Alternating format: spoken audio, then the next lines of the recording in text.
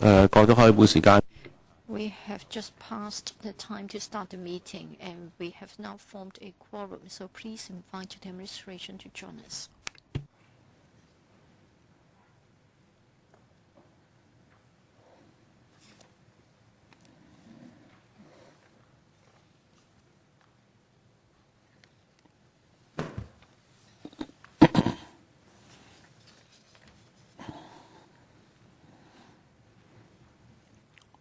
早晨。Good morning.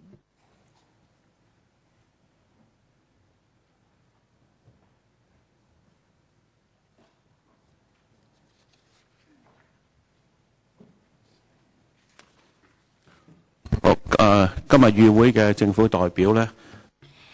In attendance, we have a team of public officers from the administration.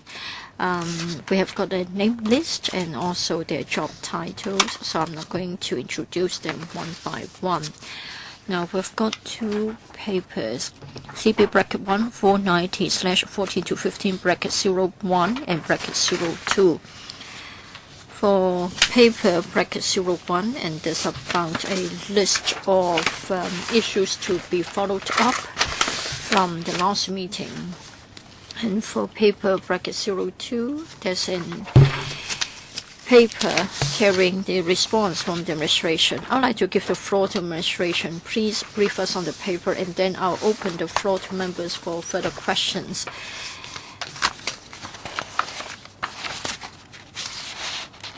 Mrs. Ma, at the last meeting, a number of issues were raised by members, so we've come back with a response. I'd like to brief you on the paper, first of all.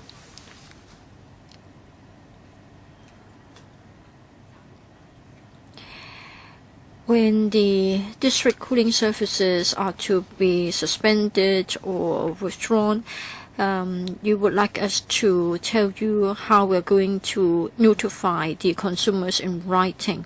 There was a detailed discussion.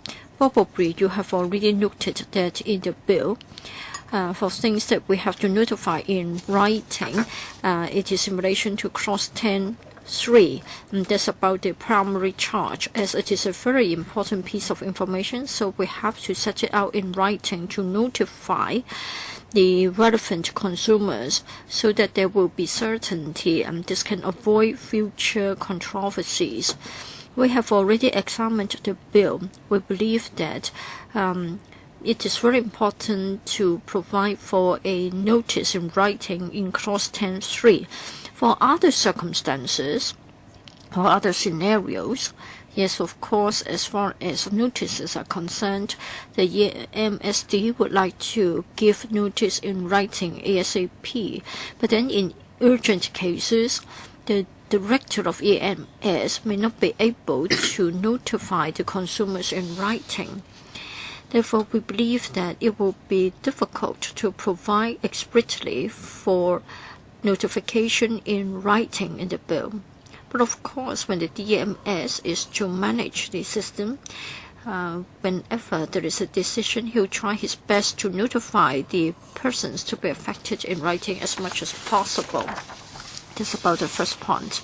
Second point, say for example, a building may no longer have an approved consumer, and then we have to stop the cooling services, and you want to know how we are going to notify the occupiers or the tenants. We are trying to see if we can have it incorporated in the bill. Well, in reality, when there is the absence of an approved consumer, we have to notify through other channels.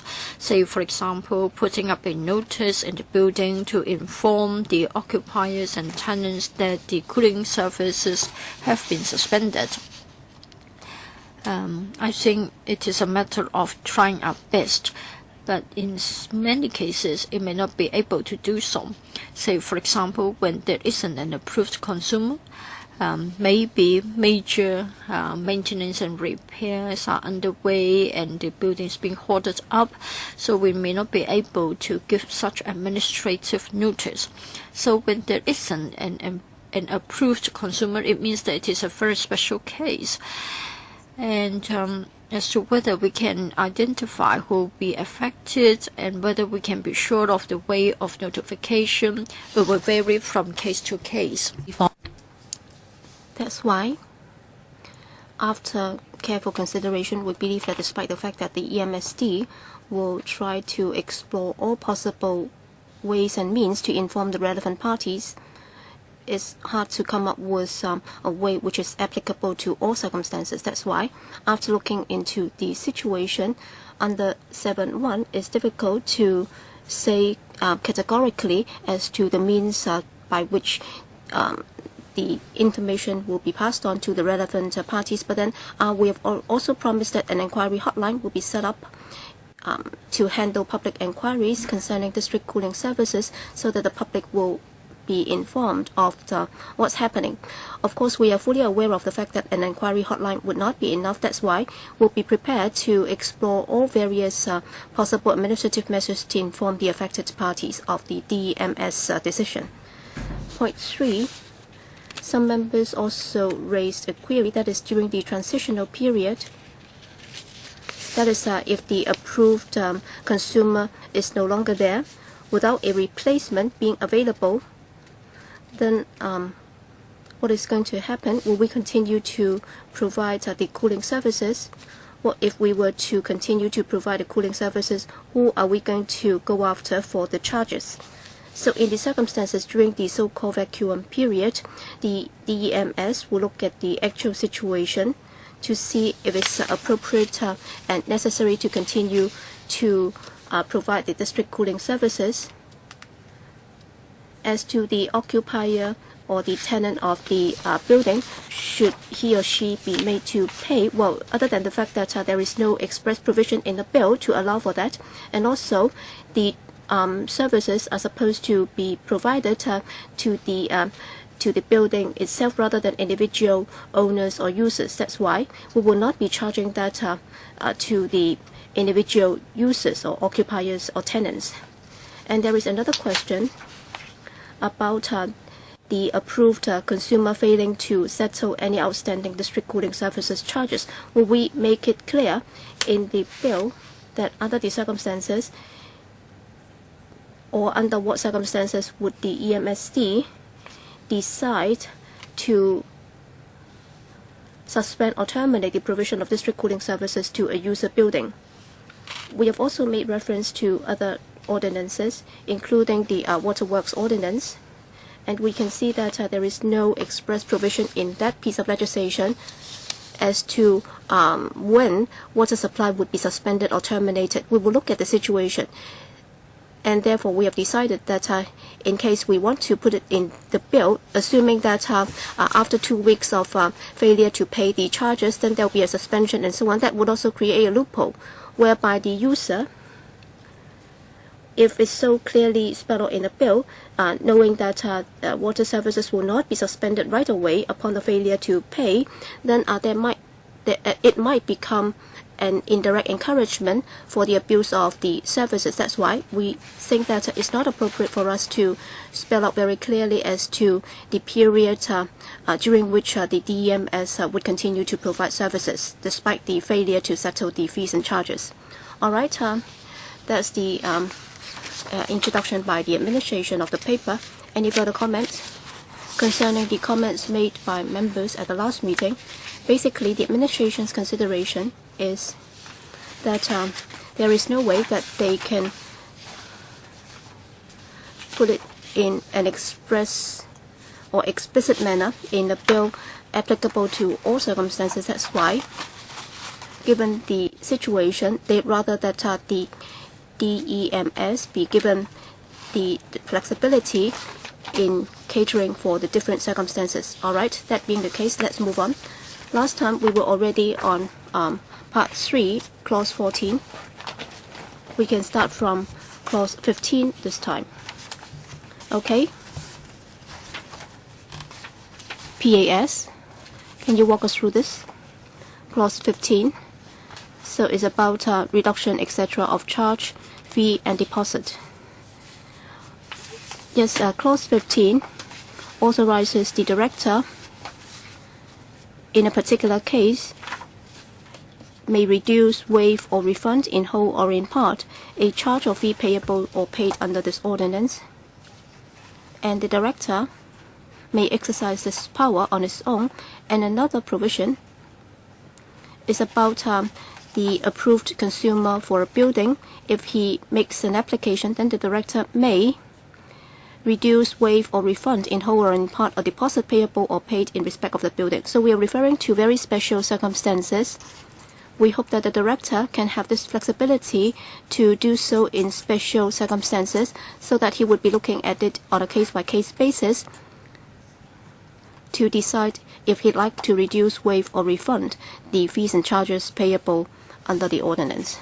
Yes, Mr. Wong Ting Kwang. Thank you, Chairman. Can you give an example as to the circumstances under which the director may exercise such power to reduce, waive, or refund the fees or charges? So can you give an example? Because my understanding is that within the district there might be government properties or buildings, and of course government departments, upon communication with one another, can deal with the deposit. But then for other buildings, which are non-government buildings, under what circumstances will the director be exercising that discretion to reduce, waive, or refund the fees and charges? Under what circumstances will there be a fee waiver or refund? Well, the reason why we'd like to reserve some power for the director to deal with these special circumstances.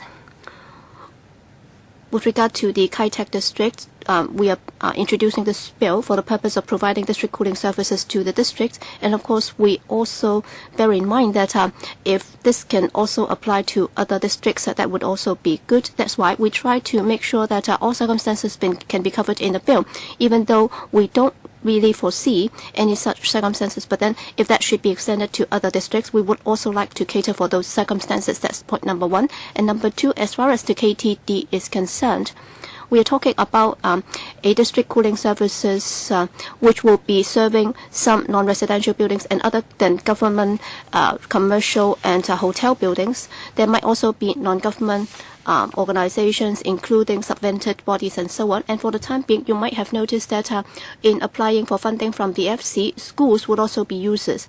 And of course, we are not saying that schools would be able to make an application to the director for a fee waiver or refund. And of course, we will have to consider the situation on a case-by-case basis. But then within the different districts, we believe that there might be users who are not commercial organizations nor government institutions, and they might be subvented organizations, and that might arise.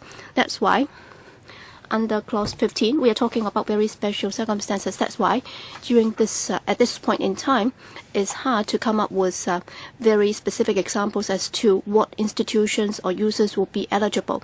But then we just want to make sure that there would be this power for the director to decide if the case warrants such treatment. All right, for district cooling services is something very new. And as far as the administration is concerned in providing services, it's like supplying water services.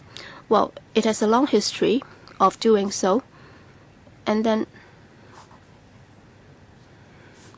in different districts throughout the territory, supplying water to those different districts, do you also have a similar provision? For example, for NGOs, can they get a fee waiver or fee reduction for the supply of water services? PAS? Well, according to my understanding, some subvented organizations, given the fact that they already received subsidy from the administration, the subvention does not cover the supply of services, because subvention is one thing, but then paying fees and charges for water supply is another issue. So why is it that when it comes to district cooling services, you have this new provision? And for example, under the Waterworks Ordinance, is there any similar provision like this one? that is fee waiver or refund. Yes, Mr. Wong is absolutely right. For subvented organizations, well, for district cooling services, well, we can't. There is no way that you can say that given the fact that you are a subvented organization, that's why you should enjoy this waiver. But then the reason why we have clause 15, that is to give the discretionary power to the director. And of course, for schools, of course, they will also have to pay for the DCS, and even for subvented organizations, they can also approach the Education Bureau as to the level of the subsidy. But then clause 15 doesn't say that there is a chance that certain institutions might be eligible for this waiver. But then we are concerned that without this, if there should be a situation arising where a user would need this fee waiver or refund because of its special needs, then the director would not have this discretionary power to grant a fee waiver or refund, even if he wants to do so, or even if the circumstances warrant this treatment. As to whether or not there are similar provisions in the Waterworks Ordinance, I'll defer to the EMSD. Yes, well, concerning the question raised by Mr. Wong, yes, there is a similar provision under Cap 102, Section 22. It also provides the Waterworks Authority to reduce, waive, or refund certain fees and charges payable. So the provision is very similar in both ordinances. All right. Then I can be rest assured, because I would have no qualms if there is a similar provision in other pieces of legislation. Yes, I think that would also give the director some flexibility. And if there is also a similar provision in the Waterworks Ordinance, then I think it's appropriate to give this power to the director. But of course, Mr. Wong has a valid point there in raising this. But then, as the PA has just said, she cannot really come up with a ready example. But then, in the event that a particular case warrants such treatment, then the director must have this discretionary power. All right, I understand that. All right, clause 16, please. PAS. Yes, clause 16 is about recovery of charge and fee, and if a user fails to pay, then a charge or fee payable under this ordinance is recoverable as a civil debt due to the government. This is a very important clause, because if there is an approved consumer, but then he may no longer be an approved consumer, but then if he fails to pay, then the director can, under clause 16, recover this fee, or this fee payable to the government. All right, clause 17, application of charge and fee received, etc. This is a rather special provision,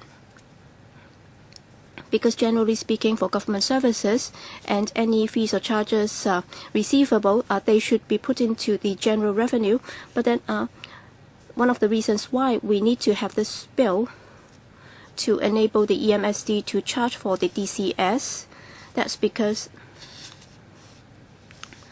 we would like to do so, and with the approval of the Financial Secretary,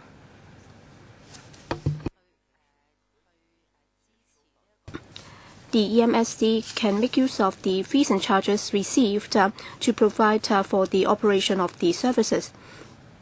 For example, the EMSD will have to hire an operator, and for certain fees and charges that are payable in the provision of the services, and the EMSD would like to collect such fees and charges in order to support the operation of the services without having to get any funding from the central government to support or to fund the operation. All right, Mr. Wong Ting Kwang, I have a further question on this. Well, for this financial system, so is it a first ever in terms of government services? Because as we know, in providing services for any fees and charges payable to the government, they would be put into the central coffer. That is also a long-standing practice. That is to prevent from individual departments setting up its own cover for its own operation without having to channel everything through the central government or central cover. So it's like the plastic shopping bag levy. Well, we wanted them to set up a dedicated fund so that the levy collected could also be used in protecting the environment, and they refused to do it. So in this case, I'd like to know if other government services have similar arrangements. I think the question is clear. Thanks, Chair. When it comes to district cooling services, for Clause 17 of the bill, for the cooling services to Kai Tak, the system itself has got quite a unique background. First of all, for the Kai Tak district cooling services system, the administration in the past promised the legislature that we would like to recover the cost within 30 years' time. So we have to treat it differently from the supply of water. Water is a necessity, so the administration must provide water to the citizens. It is a basic service. For this district cooling service, it is in Kai Tak. We don't want any subsidies from the taxpayers. Probably you would have noted that the clients won't be domestic building owners or occupiers. They are all non-domestic buildings. Other than government buildings and subvented organizations, we're talking about offices, hotels, etc. So we hope that we can recover the cost in total in 30 years' time. So it is a financially independent entity. We hope that the charges and fees collected can pay off the capital as well as the recurrent costs. So you can't compare it with water, which is a necessity. We have got a clear principle to recover the cost. Therefore, for the district cooling services, when compared with other government services, they are different. For the EMSD to provide this service, in particular when it comes to recurrent costs, other than paying the contractor, the operator, as far as the EMSD is concerned, I think the cost is quite expensive. Therefore, we hope that there will be a sound financial arrangement so that charges and fees collected can be relied upon to pay the expenditure. Do we have something similar in our legislation so that we have got a dedicated purpose when it comes to the collection of a particular fee or charge? Thank you for your question, Mr. Wong. Maybe I can compare Clause 17 of the bill with a similar provision in Cap 354, which is the Waste Disposal Ordinance. In Cap 354, it is said that when there is a sum of money and if it is an arrears of fees, again, it can be regarded as a recoverable civil debt. It also mentions that for the debt to be recovered, if it is for the purpose of settling a payment or account open for that purpose 嘅話咧，咁喺得到呢個 financial secretary 嘅允許嘅情況之下咧，就可以咧唔 form part of the general revenue. Then with the consent of the FS, it won't form part of the general revenue. I think the principle is that the money to be collected is to settle a payment for services provided. In order to deal with this scenario, So from members' point of view, you may regard it as the fees and charges going to a dedicated fund for a dedicated purpose. So this isn't setting a precedent. Well, in fact, we have got something similar in other legislation. Chair, thank you, LA, for explaining the clause. This is how I understand it. For clause 17, bracket 1, it says that the FS approval is needed. So the FS will be the gatekeeper. But I don't quite agree that you are going to recover the cost and that you say that it is directly linked to the financial arrangement. Now, clause 17 here provides for the financial arrangement. I think it is rather flexible. In other words, we are spared cumbersome procedures to apply to the Treasury for provision. Thank you for the reply, and thank you, LA, for telling us that this isn't going to be a precedent. If it is not unprecedented, then I can understand the point. All right, any other questions on clause 17? Mr. Tony Chair. Mr. Chairman, thank you. Of course. For the DCSB, I think the overriding principle is that it has to be self-financed. I'm not going to repeat my argument. I've already told you about my concern. If owing to something done by the government, and if we are not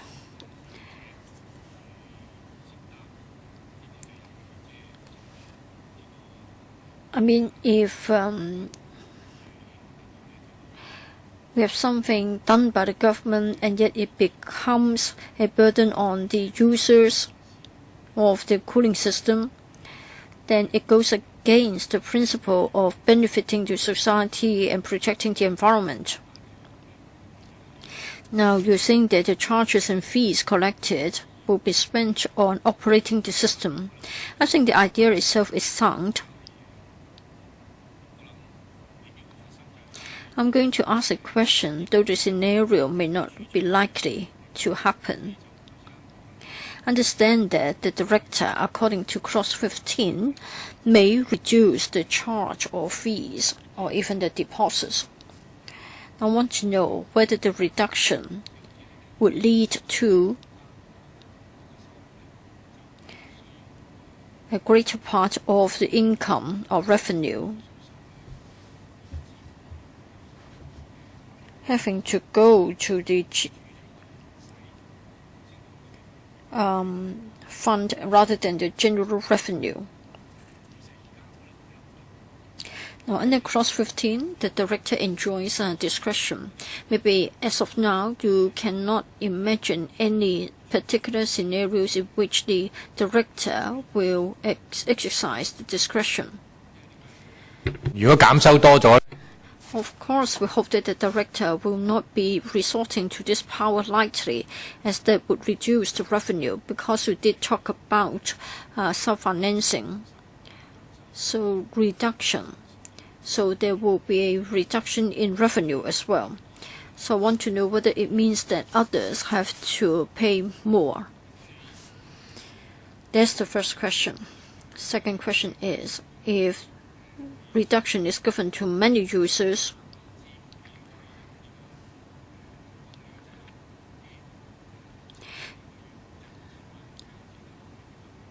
then I'm afraid that the revenue obtained is not adequate to pay for the system. So can the administration tell us the following?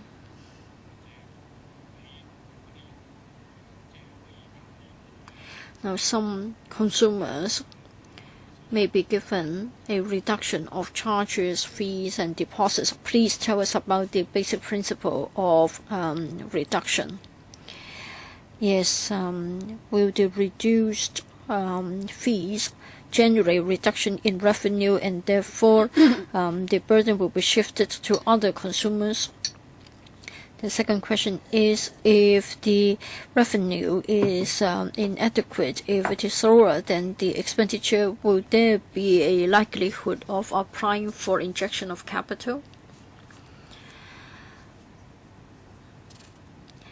Mr. Chairman, I think the question is whether Clause 17 will affect Clause 15. Whether reduction of fees will mean an increase of fees on others. I think probably members are concerned about the fee levels. For Clause 15, I think it is quite clear that it is to be decided on a case-by-case basis rather than a reduction across the board. We don't expect this to happen frequently. And then for the fee levels to be decided, well, we would like to recover the cost in 30 years' time. In previous papers, we have already told you how we mean or what we mean by recovery of cost. Now, for government buildings to use the district cooling service, even though the government buildings won't be paying for the service, will sort of take into account the notional charges. That is, if the government building had they been asked to pay for the service, how much would have been paid. As to whether a reduction in fees would cause problems for our financial arrangement, I think the impact will be minimal. Now, for government buildings, well, they won't be paying for the fees like other commercial buildings, but we still assume that we will act as if they are paying, and then we'll see if it is a self-financing system. Now, in individual cases, if the director is to waive the fees or reduce the fees, I don't think any such decisions will have an impact on the fee levels. For the director, I think the director has to be accountable for his accounts. So whether he will give discretionary treatment, he will certainly take into account the arrangements. He won't be resorting to the discretionary power lightly, so I don't think you need to worry. So that's the so-called subsidy raised by members. The second question was, under Clause 15, there will be a reduction or waiver. As I have said, it is something very exceptional. This is merely to allow the director a power so that in the eventuality of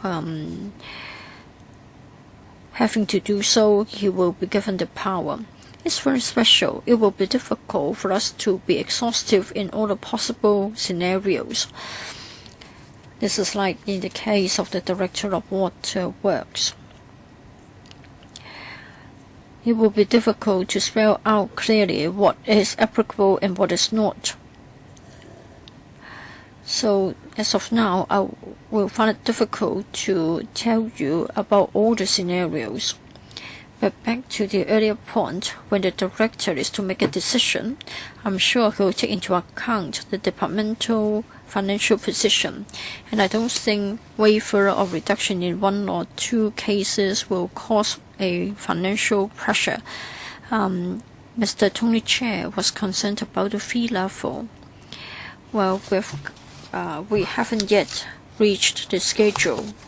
But of course, for the fee levels to be arrived at, there will be savings at the end of the day. I think will still be cheaper than using the wax. You may become worried as to whether there will be fewer consumers than expected. We have already said that connection is mandatory. So as to whether the service will be used through the land lease term, we are confident that the non-domestic buildings will be using this system. Chairman, I thank the PAS for her clarification, because we've been very concerned about the fees and charges to be set, and I'm glad to hear that the fees and charges would not be set at a level whereby you should be charging that level, but instead it would just be a notional fees and charges. So the fees and charges will be reviewed within a specified time. Apparently, that will be reviewed once every 5 years or even shorter. So in doing the calculation, I'd just like to stress that, and I'd like to put it on record, that is, in doing the calculation, the basis should be the level that it should be charging, rather than the actual amount that it has charged.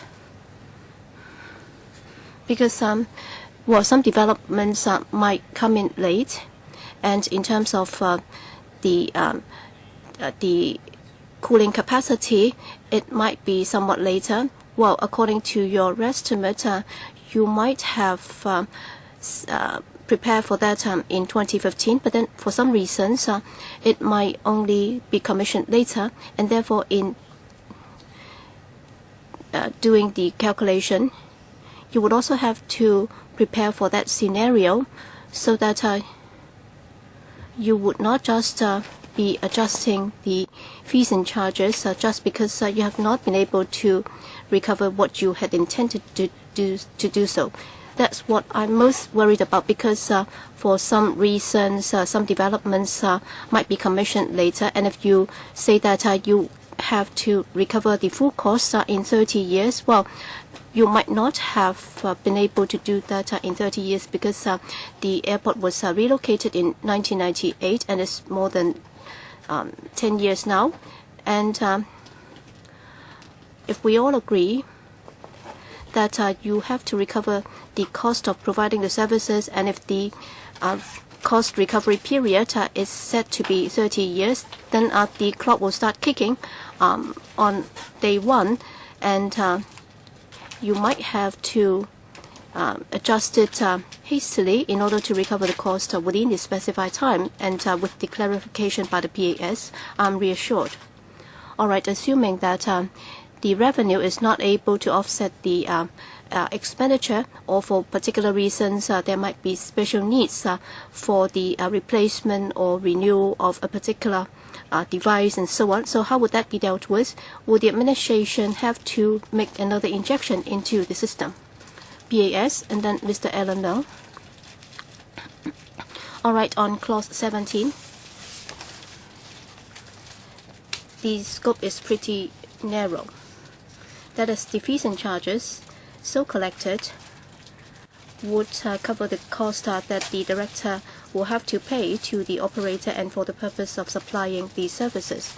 But then there is no question that in the event that the revenue is not able to offset the expenditure, then there would be implications on the users, because the scope of this provision is very narrow. That is, for the fees and charges so collected, they do not have to go into the central coffer. But then it doesn't mean that the fees and charges will have to cover all the operating costs, and there is no question of having to recover the full cost from the consumers. In fact, without this provision, then the cost of operating this will have to be borne by the EMSD.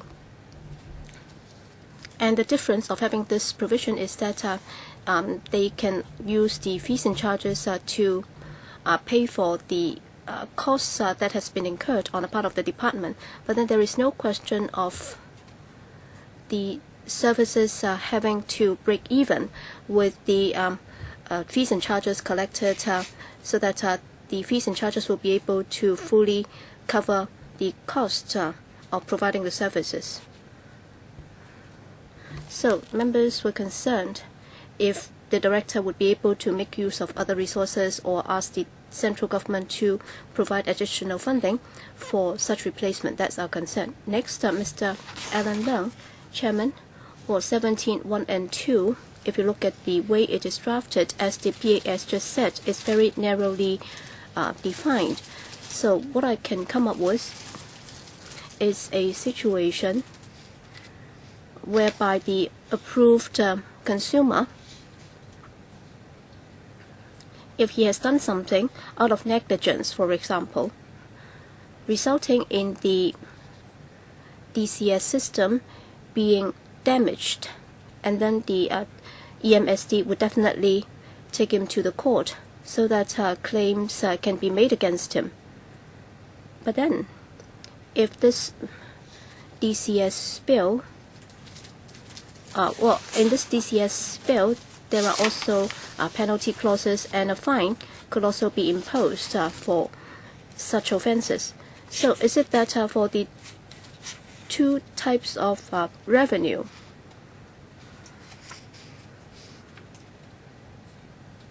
or income,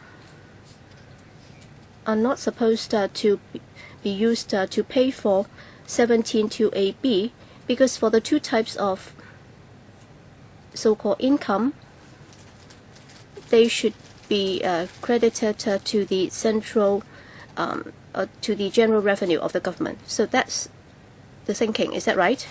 PAS? Yes, indeed, that was the thinking. That is only the fees and charges, and in the English version, that's the fees and charges. So the approved consumer will have to pay the fees and charges, and such fees and charges will have to be used to meet the expenses incurred by the EMSD on providing the services. In other words, even if the user or the consumer has been negligent to the extent that he has damaged the system, and then you take him to the court and you impose a fine on him, and the fine would only go into the general revenue. Is that right?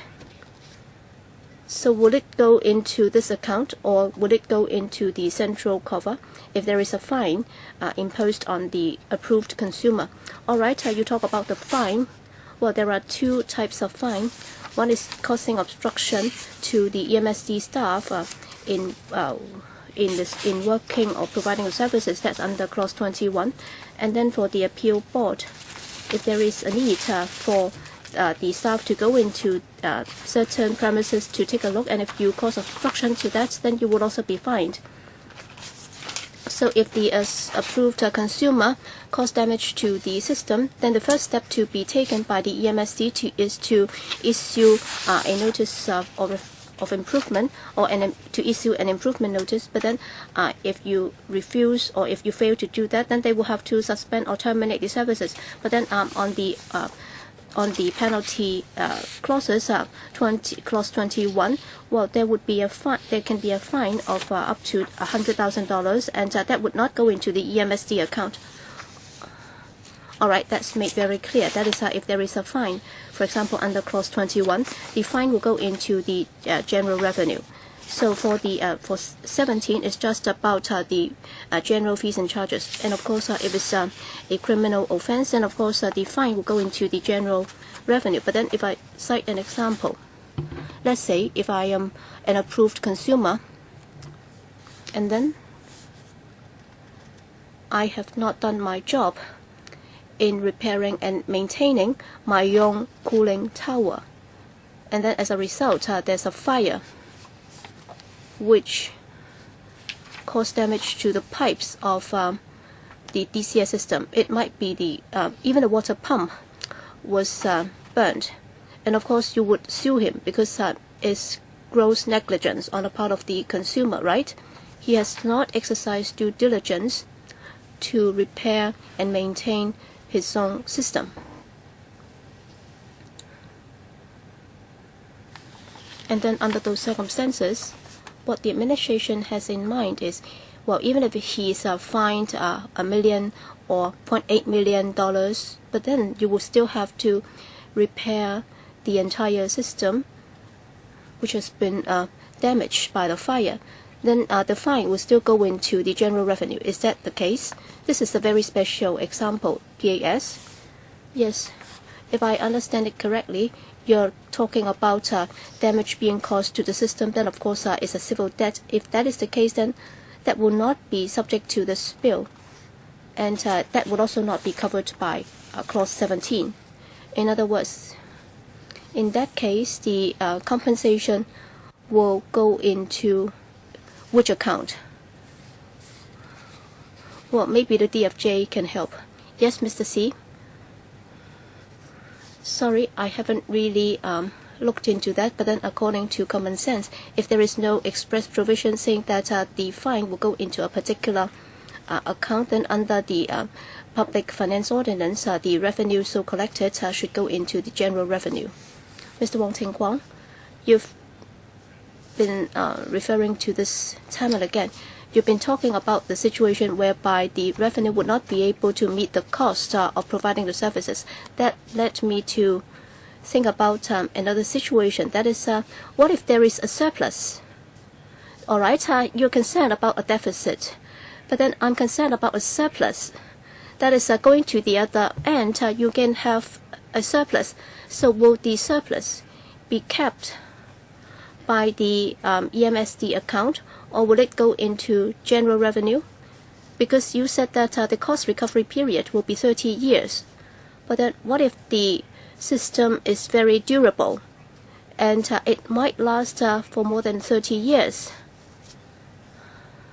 Or you might even be able to recover the full cost in shorter than 30 years. Then there will be a surplus. So will the surplus be kept by the EMSD or what? All right, that's very clear. What if there is a surplus? BAS? Thank you, Chairman. Well, let me first explain what's meant by a surplus. Well, here we are talking about clause 17. We're talking about fees and charges that have been received, and that could go into the operating cost of the EMSD in providing the services. In other words, the cost to be paid to the operator and also the cost in running the system. And if the fees and charges are more than what is needed under clause 17, then the surplus will of course have to go back into the general revenue. And if indeed there is a surplus, does that mean that there is a surplus in terms of the whole system? That may not necessarily be the case, because the fees and charges are mainly to meet two costs. First, the capital cost, and second, the operating cost. And in the event that we are really able to receive fees and charges which have exceeded the cost that would be incurred by the EMSD in running the services, it doesn't really mean that we have overcharged, because we have also got to pay for the capital cost of the system. But then if the fees and charges are so high that they are more than able to cover both the capital and the operating cost of a system, then that would the once in 5 years review will come into play. In other words, in the next review, we will see if the fees and charges are just enough to recover the cost of running the system, because we're not trying to make a profit out of this. And if the situation is that we are actually charging more than we need, then we will have to review the level of the fees and charges. In other words, the adjustment mechanism means that the fees and charges can go up and come down. All right, that could also result in a reduction in the fees and charges. All right, I'd like to ask for some details.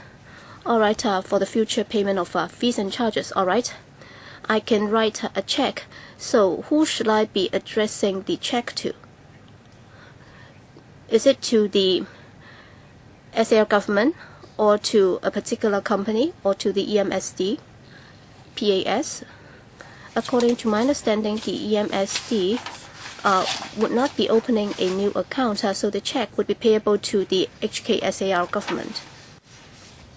All right, for those of us in the business sector, we would always come up with this question. All right, so how would that entry be dealt with? Because under clause 17, there is a provision saying that the fees and charges so received should be used to meet the expenses. So there is no way that you can separately deal with the fees and charges so received. Is that right?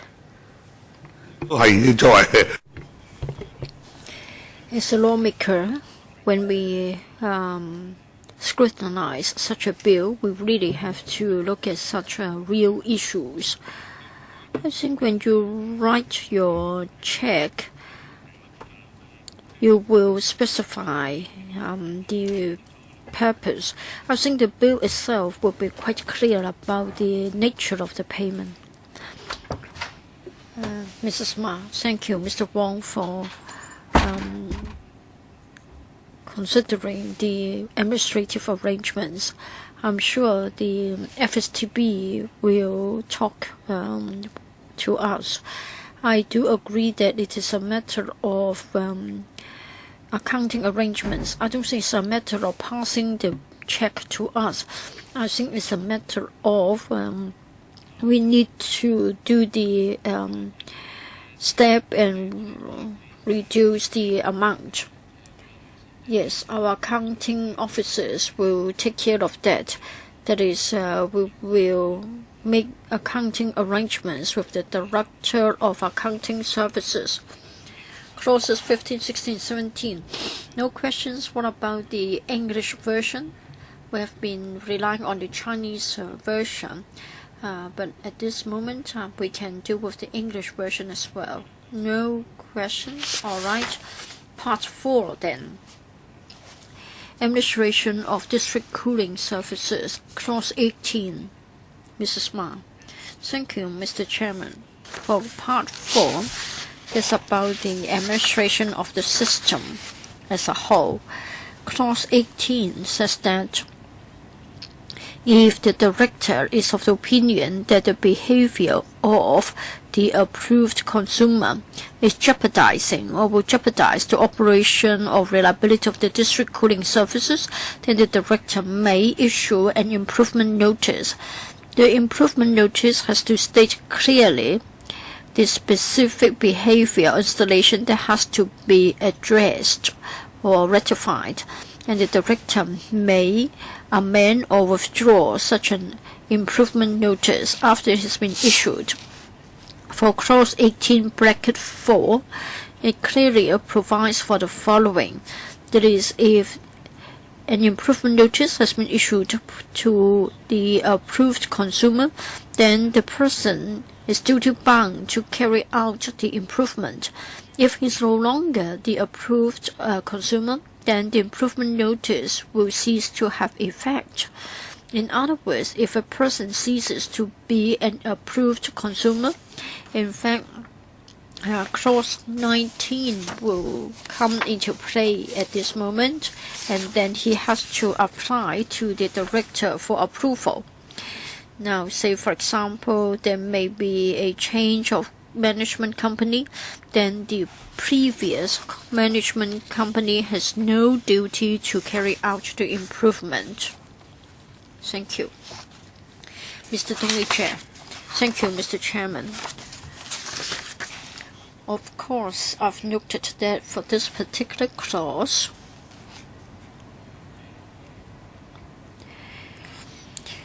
if the consumer has done something which is not up to the mark, then he has to make improvement.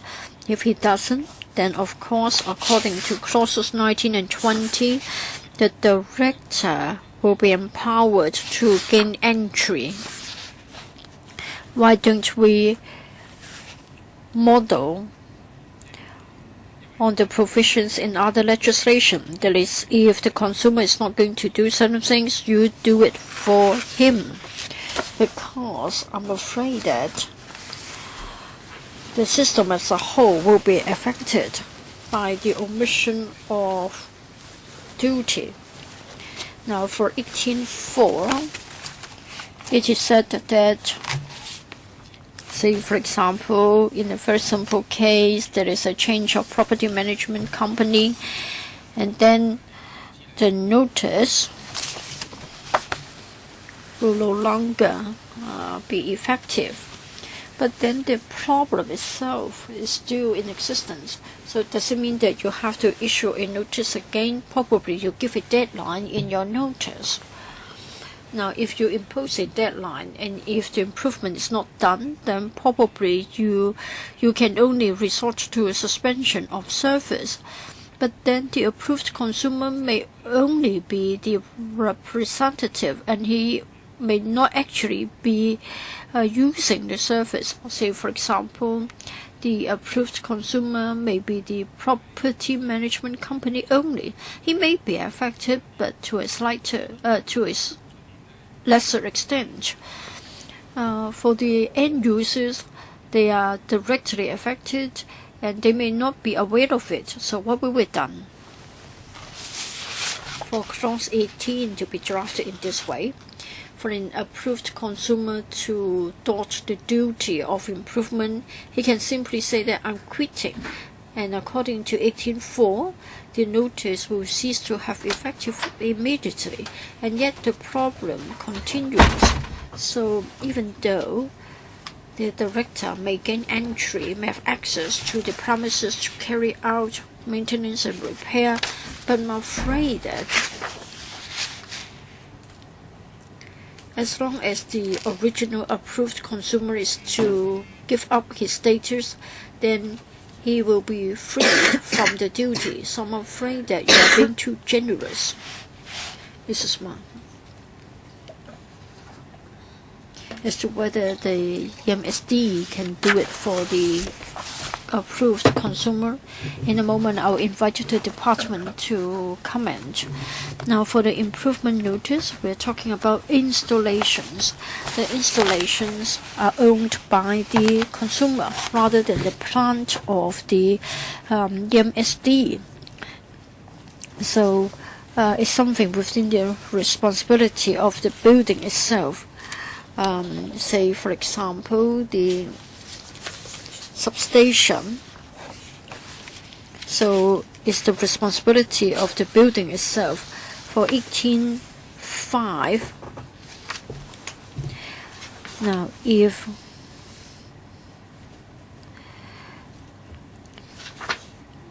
well, we may require certain work for a particular substation.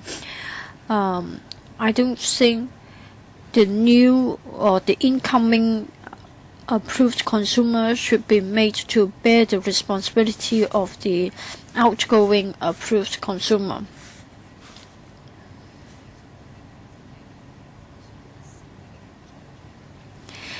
Say someone has already ceased to be the approved consumer, and then if he is to dodge the duty, and if we allow the effect to spill on to the incoming approved consumer, it may not be desirable. As to the nature of the improvement notices, I think we can defer to the EMSD. Yes, Mr. Chairman. For the improvement notices, if I may add more examples to what the PS has said. Now, at the users' substations, there may be many problems. Say, for example, there may be a flooding. The flooding may be due to the problems from the users. We may have to close it off, but then we can't solve the problem of flooding on their behalf because it involves their own system, and after all it's a matter of their installations. So we have to ask the consumer to resolve the problem. That's why in the improvement notice we will impose a deadline hoping that it will be done. So this is why it will be difficult for us to do the job for them. What we can do is that we'll continue to provide the cooling service as much as possible, but then in emergency cases we have to stop it. We have to suspend the service and ask the building to come up with the improvement. Mr. Tony Chair. Now I come to understand that certain repairs may be needed within the building's area,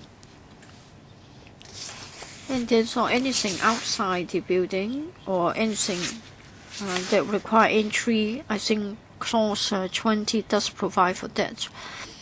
But I understand that the building itself must meet certain requirements.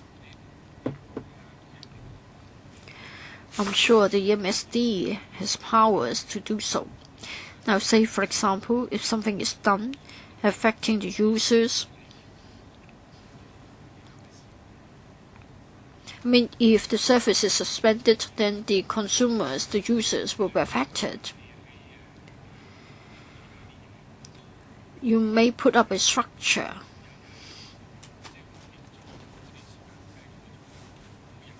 in a building, and then the administration may ask you to do certain things.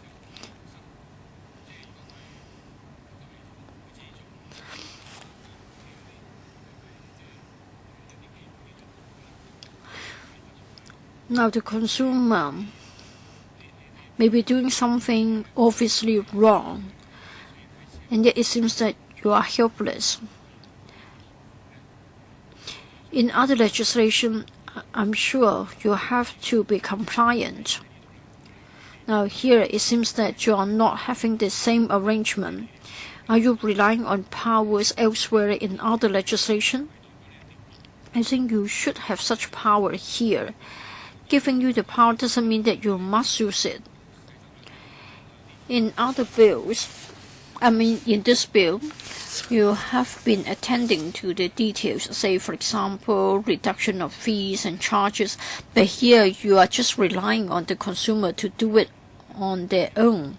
But then they can dodge the duty. They can simply have a change of approved consumer, and then it will just be outstanding all the time. I don't think it is fair.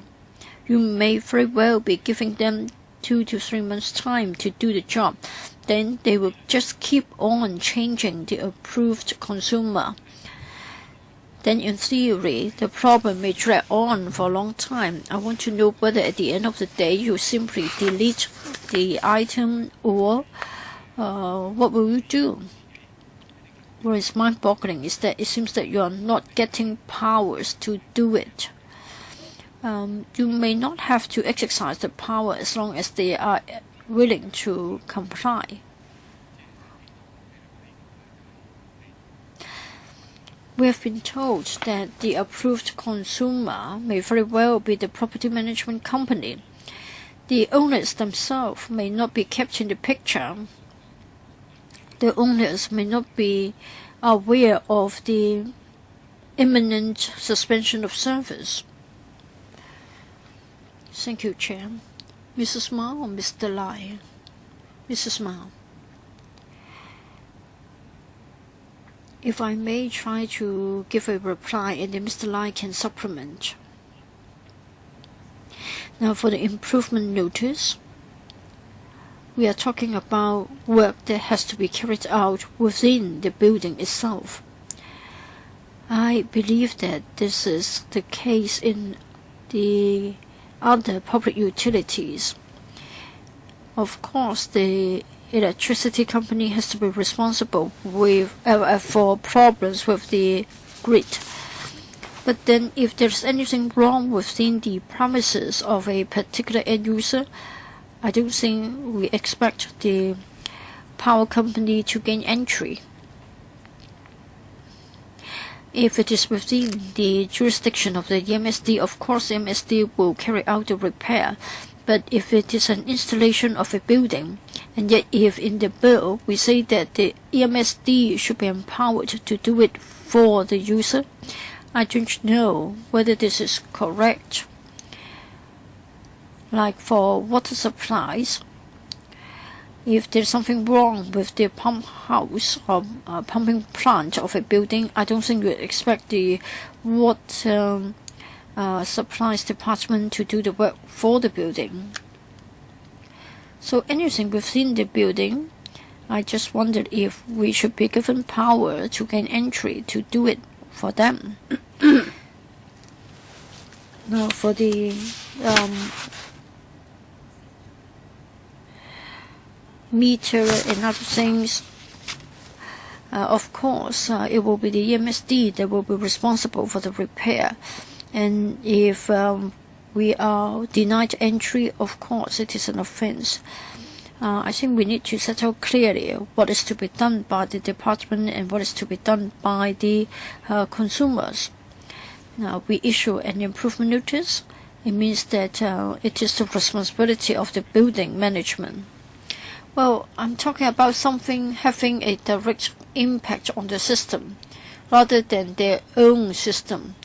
Yeah, well, if it is something wrong with their system, then they should be responsible. Can we have a 3-minute break?